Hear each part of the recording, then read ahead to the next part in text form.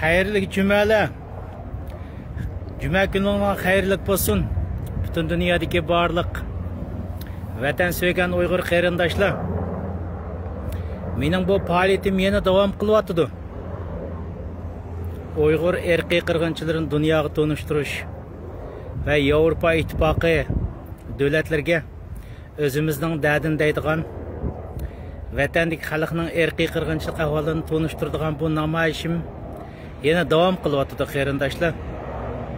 Mana mushunda qo'yib ketdik. Yevropa Uygur erkiy qirg'inchiligini tonu degan plakatni mashinalarimizga esib olgan bo'ldik. Qayerda mashina to'xtatsak, shu yerga kelib plakatlarimizni yana esib qo'yapmiz. Bir odam bo'lsa bir odam, ikki odam bo'lsa ikki odam deb ko'rsin deb.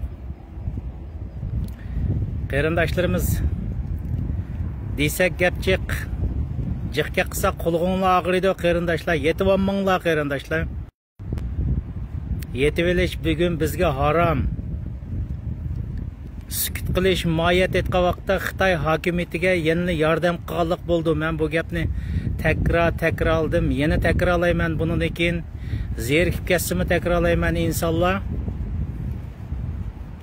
O'zinglar bilasizlar qarindoshlar, vatandagi xalq hozir Xitoy va Xitoy g'alchilariga omonat bo'lib qoldi qarindoshlar.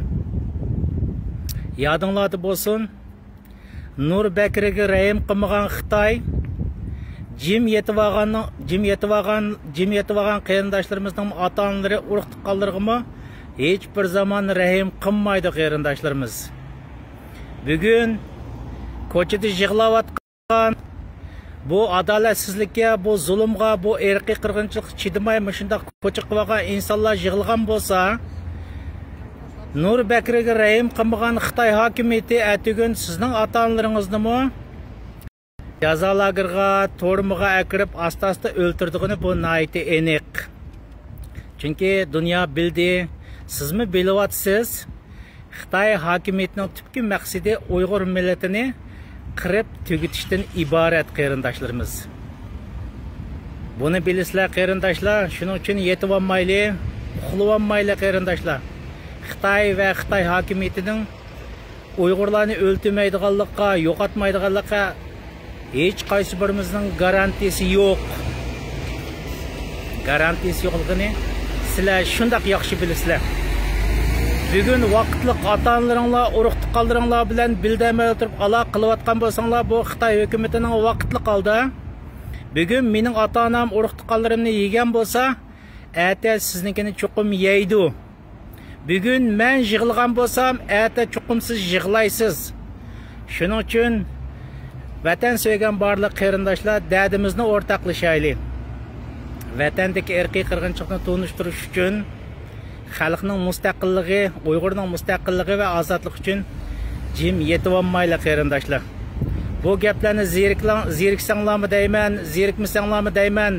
Ba'zanlar deydikan, xat yozib, namoyishingni qilsang, bizga jiqqa qilmayli, asta namoyishing kirib ketsang olmamdi deb.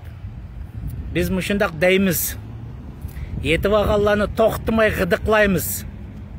Jonivorlarni, hayvonlarni, pasixlarni, uyda yetib olgan pasixlarni to'xtamay g'idiqlaymiz. Mushunda qilish kerak. Vazifamiz. Chunki mushunda qilmasak, ertaga sizlar deysizlarki, sen demagan deysizlar. Chaqirmagan deysizlar. Xulosasi gap qarindoshlarim, uyg'oq bo'laylik. Vatan millatning davosi bütün xalq, bütün millatning o'rtaq davosi bo'lsin. Odamlar urug' tuqqanlar jazo lageriga kirganlarning davosi emas, bütün tashqi dunyodagi bütün xalq, millatning davosi bo'lishini umid qilaman qarindoshlar. Xo'sh, takrar xayrli jumalar bo'lsin. Ko'rishgacha omon bo'laylik.